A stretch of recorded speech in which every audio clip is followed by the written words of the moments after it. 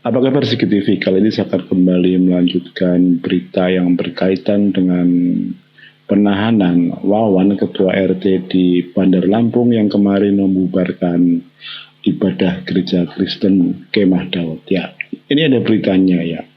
Ternyata penahanan Wawan itu memicu respon dari beberapa ormas Islam di Lampung, dan inisiatornya adalah ini ya, Parikesit ya, katanya sih kabarnya tokoh nasional ya, nggak tahu juga ya. Nah ini mereka sudah menyebar namanya leaflet gitu ya, jadi Lampung bergerak, stop kriminalisasi terhadap umat muslim. Yang menarik di sini adalah penggunaan kata kriminalisasi. Kriminalisasi itu artinya sengaja orang yang tidak salah dituduh dengan tuduhan-tuduhan kriminal atau tuduhan-tuduhan pidana. Nah, itu kan persepsi yang saya tangkap gitu ya. Kalau konteksnya berkaitan dengan Ketua RT Wawan kemarin yang mengubarkan ibadah gereja, ya pastinya kenapa polisi menahan itu pasti juga ada dasar hukumnya. Yang jelas pasal penistaan agama 156A itu sudah menunggu. Nah, jadi rencana aksi itu rencana akan dilaksanakan pada tanggal 28 Maret 2023. Jadi pada hari Selasa pukul 10 dengan titik aksi yaitu Kejaksaan Tinggi dan Polda Lampung. Kemudian untuk tikumnya, titik kumpulnya mereka akan berkumpul di Kejaksaan Tinggi Lampung ya. Nah, sebenarnya apa tujuan mereka? Ya tujuan mereka tuh kalau kita baca di sini dari berita ini ya. Jadi FKUP minta Ketua RT yang bubarkan ibadah gereja dibebaskan menggunakan RJ, Restoratif Justice ya. Ini berita diturunkan pada tanggal 24 Maret ya.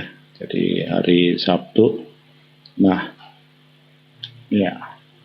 Jadi dari sebuah situs media online namanya Ragam Lampung, sejumlah organisasi massa atau ormas Islam yang tergabung dalam Lampung Bergerak merencanakan aksi tuntutan pembebasan Ketua RT Wawan Kurniawan ke Kejaksaan Tinggi dan Polda Lampung pada Selasa 28 Maret tahun 2023 ya. Jadi menurut inisiatornya atau yang menginisiasi gerakan Lampung Bergerak ini itu Gunawan Parikesit ya. Ini orangnya yang pakai jenggot panjang ini, Gunawan Parikesit ya.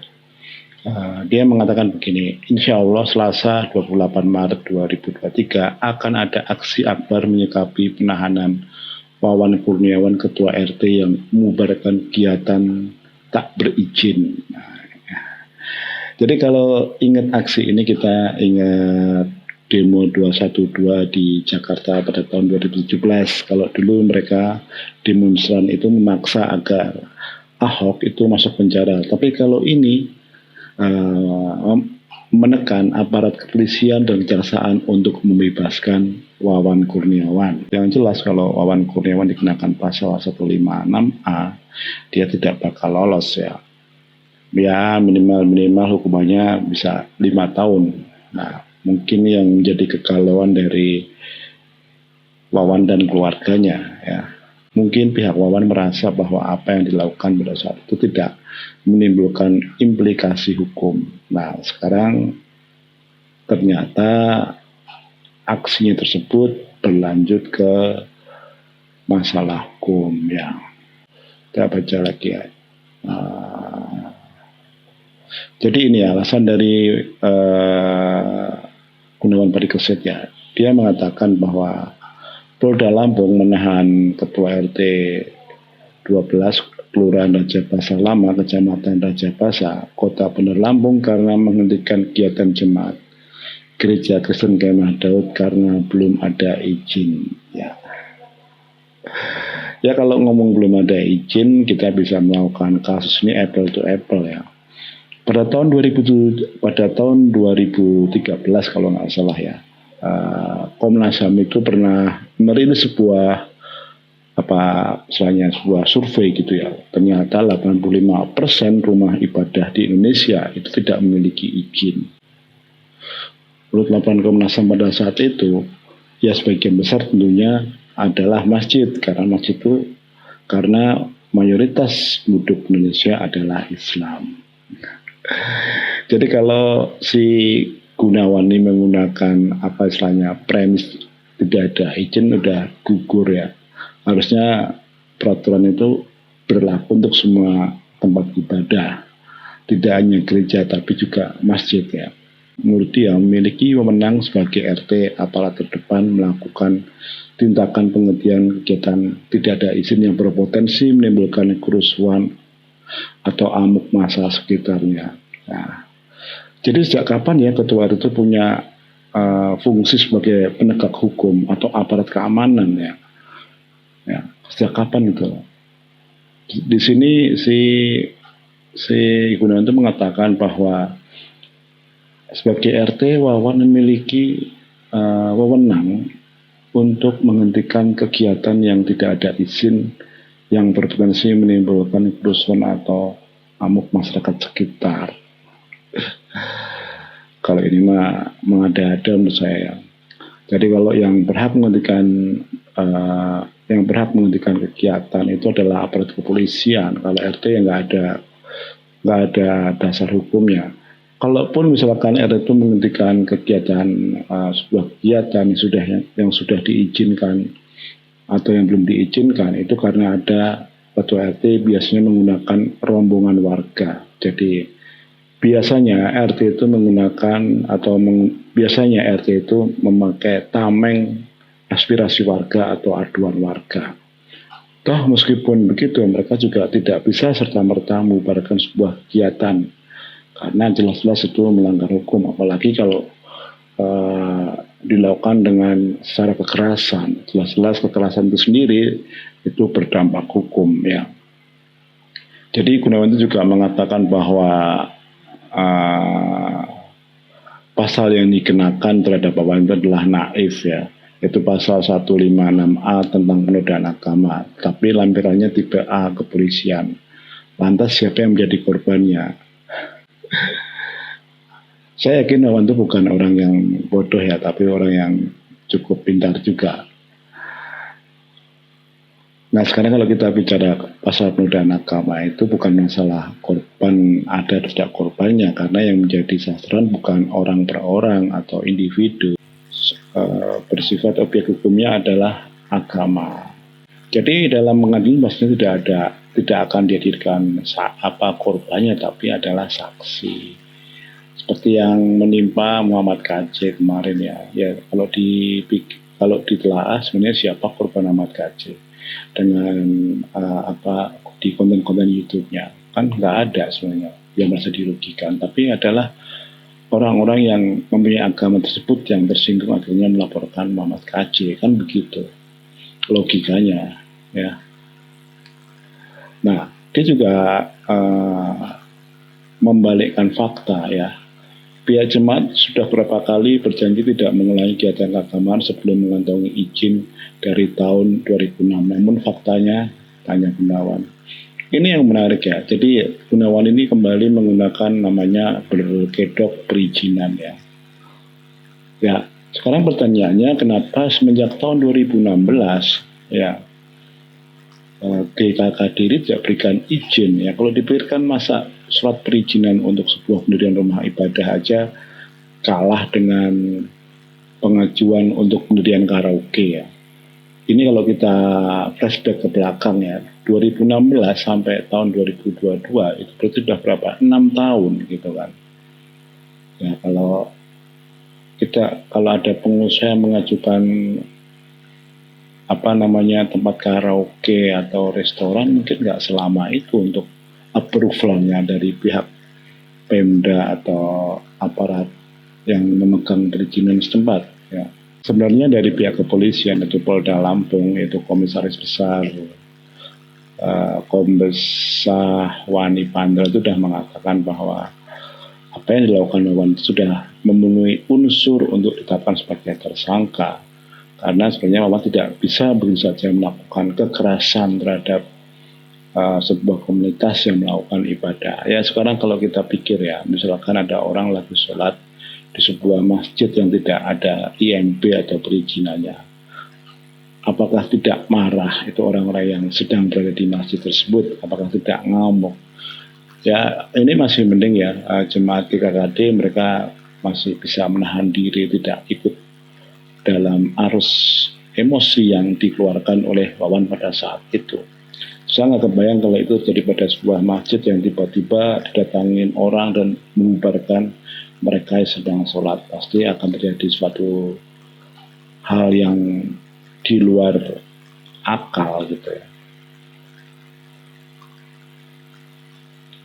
Ya, sekarang si Gunawan juga sempat menyinggung soal perdamaian ya antara Wawan dengan jemaat GKKD. Nah, sekarang kalau kita telaah dengan baik ya saya bukan ahli hukum, tapi namanya perdamaian itu kan sifatnya perdata, hukum perdata ya. Jadi tidak mengikat secara hukum ya. Kalau masalah pidana memang sudah ada pasalnya gitu. Jadi sifatnya bukan lagi sebagai delik aduan, tapi sifatnya sudah memang faktanya ada, langsung masuk dalam ranah pidana. Nah, ini ada juga nih dari FKUP Lampung yang berbicara juga ya dalam ini ya. Dia mengatakan bahwa FKUP Lampung mengatakan bahwa berharap proses hukum terhadap ketua RT yang membubarkan ibadah jemaat GKKD tidak dilanjutkan. FKUP ya, FKUP ya. Apa kabar kasus Meliana yang di Tanjung Balai ya. Dulu FKUP justru menyarankan Meliana itu dipenjara, masuk penjara. Sebenarnya apa yang dilakukan oleh Meliana di Tanjung Balai, Sumatera Utara dulu sebenarnya tidak menimbulkan korban apapun gitu ya. Tidak memberikan apapun. Toh dia datang dengan baik-baik pada pengurus masjid agar memelankan suara azan. Tapi justru bukan itu yang dia terima. Pengurus masjid itu tersinggung, bahkan akhirnya mereka membakar massa. Ada beberapa wihara kalau nggak salah atau rumah di sana itu dibakar dan dirusak. Bahkan medianya sendiri akhirnya kena pasal juga, pasal pidana, dan pada awalnya dia dituntut hukuman cukup tinggi juga gitu. Nah, di sini dalam kasus ini, kasus Wawan ini kan, mereka mengharapkan bahwa FKUP dan beberapa ormas Islam di Lampung ini agar Wawan itu tidak dijerat dengan pasal pidana ya. Pastinya kalau dijerat dengan pasal pidana, dia akan mendekam dalam penjara. Karena untuk pasal 156A itu biasanya ya minimal 3-5 tahun ya. Tapi bisa juga kurang dari itu. Tapi tergantung siapa yang jadi terpidana atau tersangka. Misalkan kayak Muhammad KJ kemarin, dia mendapatkan pada pengadilan tingkat pertama mendapatkan vonis 10 tahun. Tapi kemudian di pengadilan berikutnya, di pengadilan tinggi, vonisnya dipotong menjadi 6 tahun. Sebaliknya waktu itu Yahya Walu ini dengan kasus tuduhan yang sama hanya mendapatkan vonis yang sangat rendah di bawah 1 tahun. Bahkan akhirnya si Muhammad Walid sendiri tidak menjalani proses hukumnya karena setelah dipotong-potong dengan masa tahanan, akhirnya dia cuma beberapa bulan gitu ya, udah bisa melanjutkan kehidupannya lagi ya.